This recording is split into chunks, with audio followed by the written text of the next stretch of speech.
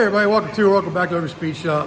This video gets a little out of hand, so if you want to know what I'm talking about, go ahead and stick around and enjoy the video. Kind of go all over the place with this video, but it's just assembling the Firebird and getting it back, hopefully on the road soon. So hope you enjoy. The first thing I've done back here is I reinstalled the wiring for the fuel pump.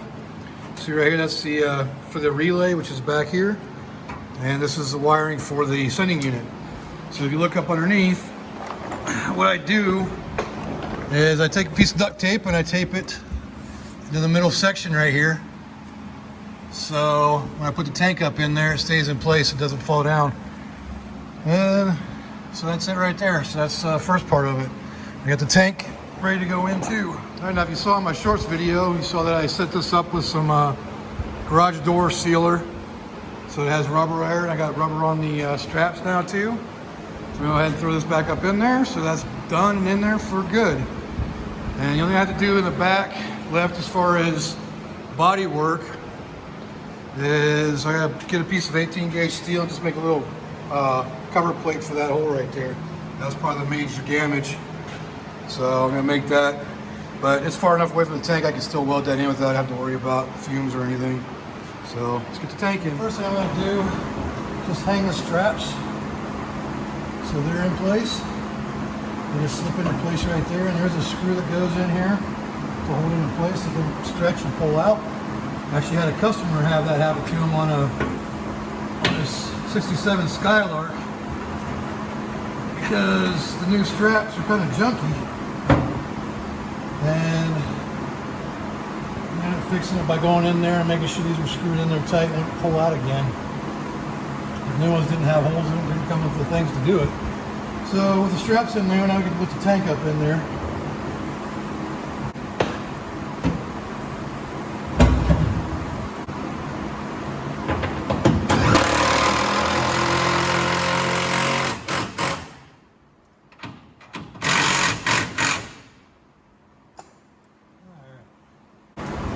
Anyway, this tank's in. All right, so next thing we're gonna put in, we're gonna put the X pipe in. So I'm gonna put that section back in the car. And my V-band clamps to make these separate from that should be here on Saturday, according to Amazon. So once I get those in, then we'll install those too, but I wanna have them in so they're in position to where they need to be. So let's get it in there.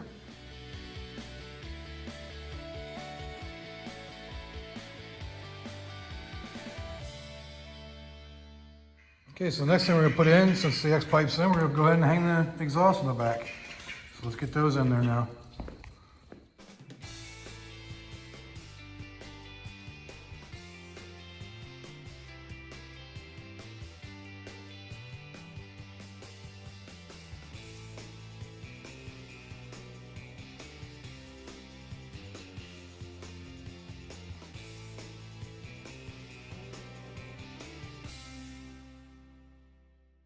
All right, so there you have it.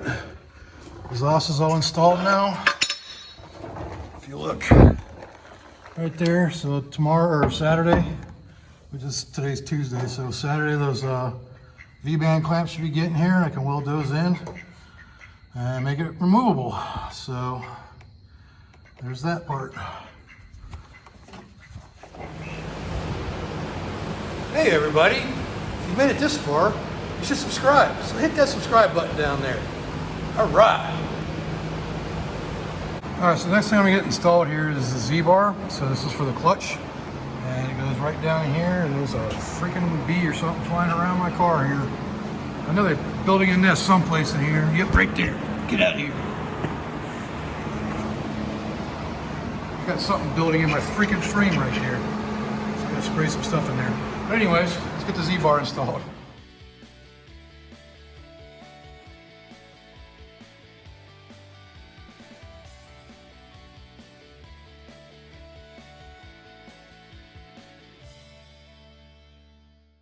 Alright, so I got the Z-bar installed in down there. See right here.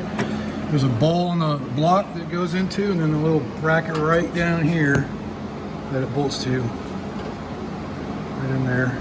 Just gotta tighten that down. Make sure I put a clip on this time for that, so then I have my clutch back. Alright, so we are back.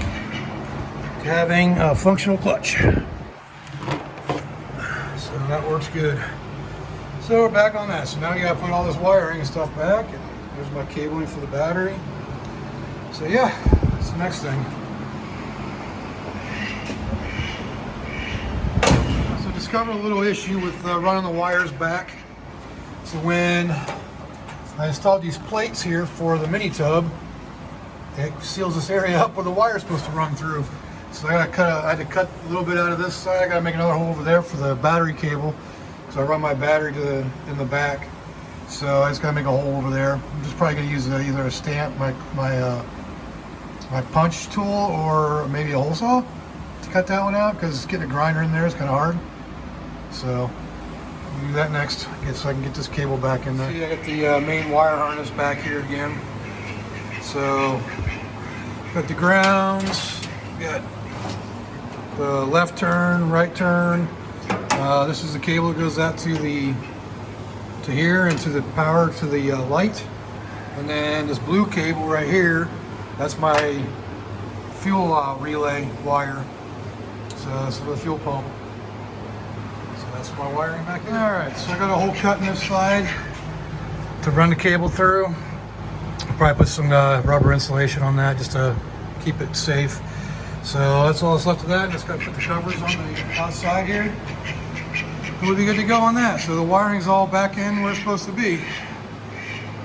And that cable I'm using is actually from a 2010 Camaro, because they run the battery in the back, and it's a nice thick cable and has a nice little attachment that goes on the battery so you can disconnect it. So that's what I use. All right, so I got one more thing done on the Firebird. I just got to put it on. This is that fuel line that runs right next to the exhaust in the back. So I wrapped it with some heat wrap. It's this stuff right here, which is from, I believe, DEI Electronics or DEI something. And I got it from Summit. I also got new brake lines for the rear with 90-degree on it. So those got to go on at some point too, but I'm waiting on the clamp still because Amazon sucks. And I ordered this stuff from Summit yesterday and it came today. I ordered stuff from Amazon on Monday and it's not going to be until Saturday, after they told me it's going to be here tomorrow, this morning. So that's great. But I'm waiting on the clamps for the exhaust. So I can't put the rear end in yet until I get the exhaust done. So we're getting closer though. We get this fuel line put back in. All right, so we got that fuel line put back on, so it's tucked up in there nice and neat and tight. I'll make sure it's tight. Then I got my filter back in here and all the fuel lines hooked back up.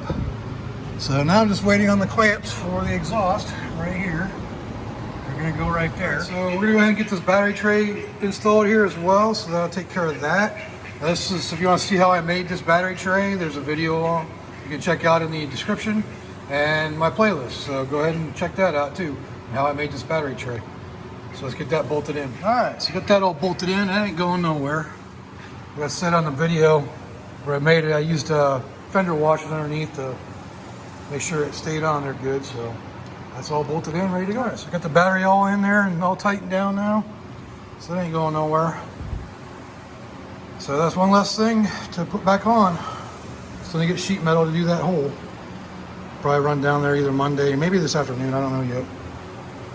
But that part's done. So my good friend Pete reminded me that I needed to paint this thing. So I pulled it back out and painted it. I also decided that this piece was a little too flimsy to hold that thing in. So I made a new piece out of that 1 inch or 1 1/4 angle iron to hold it in, to be a little sturdier, holding that battery in. So this thing's kind of just, it was flexing and bending and I didn't trust it to hold it, but that ain't going anywhere. So that's what that completes that project for the, really? Since I was really interrupted by that mud dauber, I just want to let you know that it is completed now. So that is completely installed and finished. So that's one more thing done on the Firebird to get it back on the road. Look what finally arrived. The clamps finally got here. Right on, so now I can finish the exhaust. All right, so my clamps finally came in today, it's Saturday, and they came by USPS. They were originally sent by UPS, but you know, whatever. So, found out that these actually fit the actual exhaust piping I bought from Speedway. So basically what I'm gonna do is mount a little flange adapter here because this is too big. It won't fit down inside it. See, there's a little ridge inside there that this piece actually fits down inside of. So that way you get your nice flat area. So this piece here is going to slide into the muffler that way. So that way I'll be able to adjust the length of it and everything. So I just need to weld this to that. So weld this part of the flange, the clamp, to this piece. And then this piece will go to the X-pipe section under the car. And then just shorten it and make it fit into that and weld that all up and it'll be done. All right, so I got the V-bands welded on to the X-pipe and to the muffler back. So now the center section is easy to remove for changing clutches, changing transmissions, pulling engines, doing whatever. Makes it really easy. You got 4 clamps you pull off and you're done. So the next thing is just putting it back up in the car and it'll be up in there permanently this time. And I can put the diff back in now. So let's get to that. All right, so I got that all finished welded and I painted it so it won't rust. So let's get this thing thrown on there now. I'm not gonna bore you with that because it's just a bunch of swearing and clanking and grinding, and we're not grinding, but tools going, so no sense of boring you with that. Let's get it put up in there. All right, so there you have it. The exhaust is fully on permanently like so. You can see there's the new V-band clamps. There's the V-band clamps up front, so it's all in there. Nice and solid like. So it ain't going nowhere. No hangers back here and over there, so now I can put the diff back in. Again, permanently, for good. So let's get this diff back in. And I'm glad I made that diff install tool for the jack. It sure does make a difference. So let's get her in there.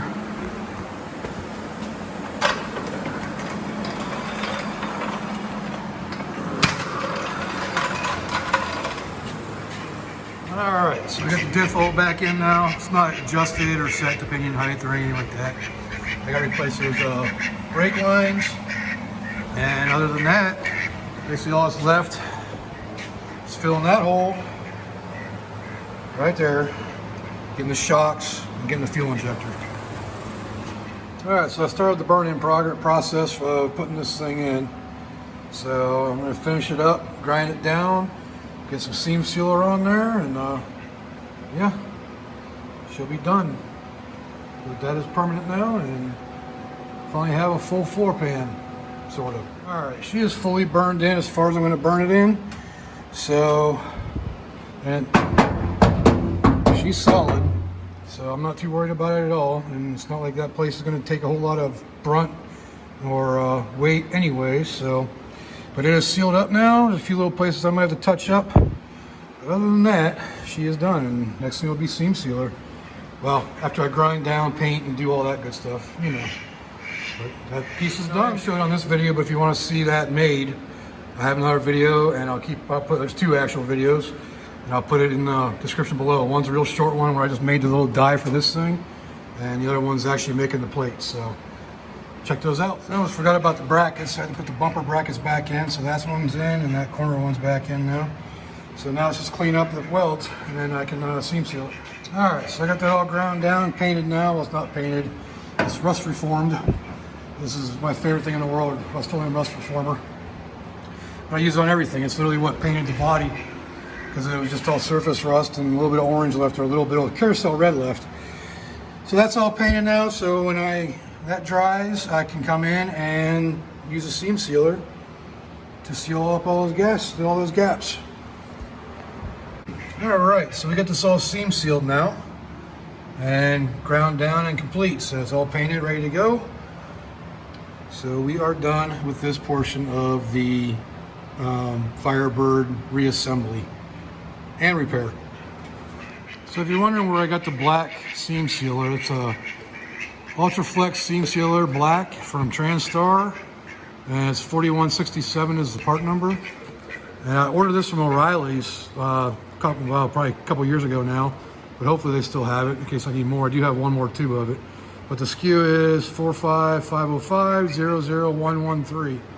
So if you ever want to order it, O'Reilly's, and it's not sponsored, I just figured I'd share. All right, so with the patch panel done, I've now replaced the rear brake lines as well, so those are all in now. So one last thing there. So those are good to go. And still waiting on shocks and a fuel injector and the duck not to bite me in the face. Okay, so a couple more things reassembled. Got the side markers on. Tail lights are in. I fixed this ding that was right here. It was bent in pretty good, so got that fixed now. It's the paint is what makes it look kind of funky right now. But got the tail lights on and both side markers. So yeah, pretty happy about that. And of course, you knew about the panel. So that's the next stage. Just a real quick update here. The only one more thing I did in here is I reconnected the shifter, so it's back together. And the most important thing is, I don't know if you notice the light underneath there or not. There's a light. So I got power hooked back up, and we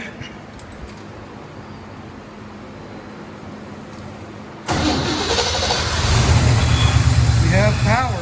We have engine running. We got a bad injector, but I just wanted to hear what the exhaust sounded like. But I get that injector pretty soon before I don't want to mess up the engine. So yeah, that's most recent updates, and still waiting on shocks, that injector. And I can start putting this thing back together and on the ground. Get her driving again. So, all right, well, I'm gonna end this video right here. As you saw, the car started up, and I still need an injector, still need shocks for it. I just want to kind of go through and show, you know, where the car's at, and you know, just putting it back together, getting it ready for the road again. It definitely needs a lot more. Still need a roof to it for it too. But other than that, you know, I'm ready to put the thing back on the road so I can drive it. But yeah, I kind of went all over the place on this thing, between exhaust, battery tray, fixing the panel, and just putting everything back together. Getting some wiring put back in there and putting the lights back in the back. So I hope you enjoyed. So if you liked the video, go ahead and leave a like down there. Subscribe if you haven't subscribed, and give me a comment. Let me know what I can do better. So until next time, I'll see y'all later.